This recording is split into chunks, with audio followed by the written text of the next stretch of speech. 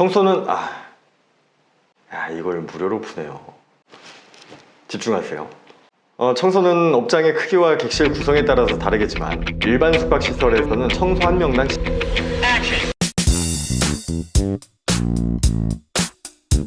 청소 한 명당 17.42개의 룸을 평균적으로 치웁니다. 그래서 이 기준보다 잘하면 우리 청소팀이 잘하는구나 라고 칭찬해 주시면 됩니다.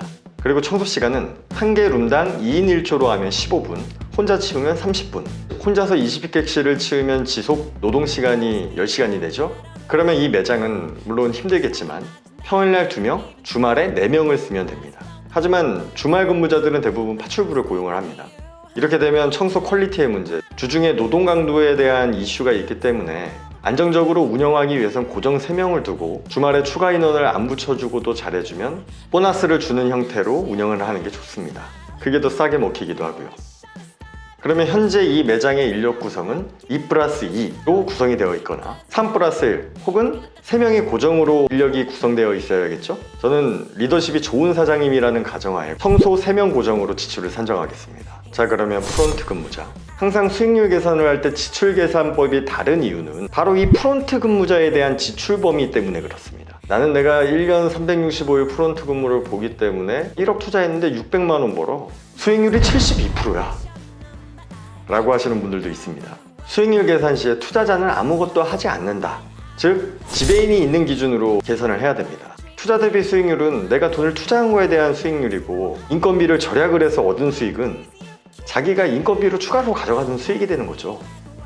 그거는 투자 대비 수익률이라고 하기엔 어렵습니다. 일반 숙박시설에서는 일반적으로 24시간 맞교대를 합니다. 그러면 고정으로 2명의 인원이 들어가고 각종 점검과 영업 등을 해줄 인원을 추가로 넣습니다. 이게 지배인의 역할이죠. 이렇게 나온 예상 인건비입니다. 자, 이제 매출과 지출이 검증됐습니다. 남은 숫자로 수익률 분석을 하면 됩니다. 이렇게 계산을 해보니 가이드로 주신 지출 2천만 원에는 금융비용이 포함이 안 돼 있을 걸로 예상이 됩니다.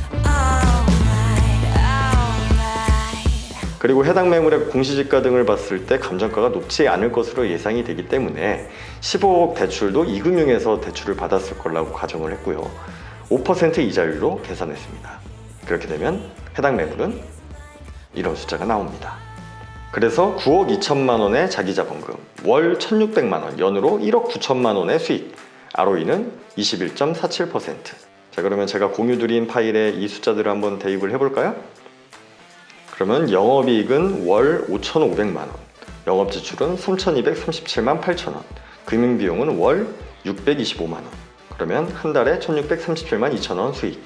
이거를 1년으로 12개월을 곱하면 이 숫자들이 나오고요. 이거를 여기에 대입을 하면 짠! ROE 21.47%, ROI 11.24%. 쉽죠? 자, 이렇게 계산을 해서 수익률이 24% 이상이다.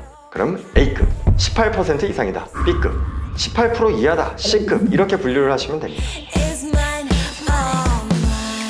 두 번째, 안정성. 지금 당장 수익성이 있어 보여도 향후에 경쟁업체가 등장을 하거나 유동인구 등의 급감으로 매출 하락이 있을 만한 지역인지를 따져봐야 합니다. 공개하진 못하겠지만 해당 지역은 주거지역 내 일반 상업지역으로 2, 3년 사이에 상권이 크게 무너지거나 변동이 있을 걸로 보이지는 않습니다. 다만 이미 경쟁업체들이 많지는 않지만 주변에 포진되어 있고 시설이 노후화되어 있기 때문에 항상 말씀드리듯이 하나가 잘 되면 사람들이 불나방처럼 달려들게 됩니다. 그래서 이 상권과 매물이 마음에 든다면 말씀하셨던 12억 13억의 저평가되어 있는 매물들을 매입을 해서 리모델링 개발을 한다면 더 적은 비용으로 수익을 거두실 수 있게 되니 그 점을 고려해 보시는 것도 좋은 선택지가 되실 겁니다. 세 번째, 유동성. 쉽게 말해서 이 매물을 사서 내가 팔고 싶을 때 원금을 손실하지 않으면서 매각이 이루어질 수 있느냐. 만약 인근의 경쟁업체들이 모두 리모델링이 되었고 지금 이 매출이 나오고 있다면 추가적으로 매출 하락의 위험이 적기 때문에 지금 정도의 수익률이면 거래가 이루어질 가능성이 높습니다. 하지만 해당 매물은 위 조건에 부합하지 않기 때문에 원금을 보장하기가 어렵다.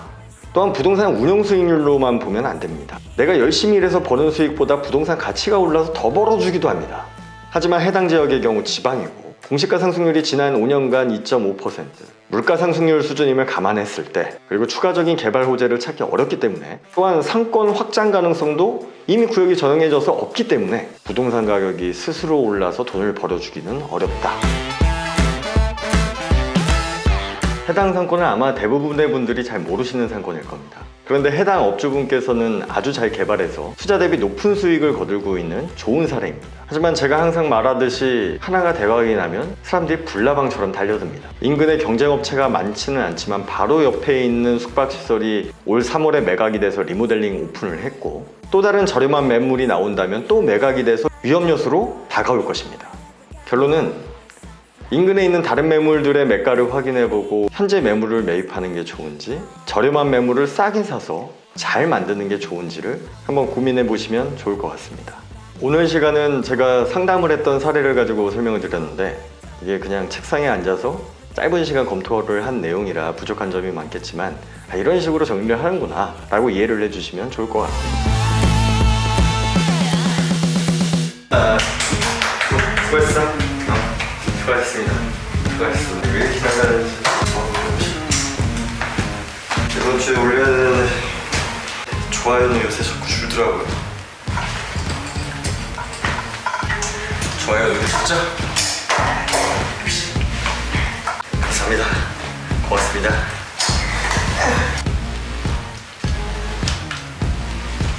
서브 카메라.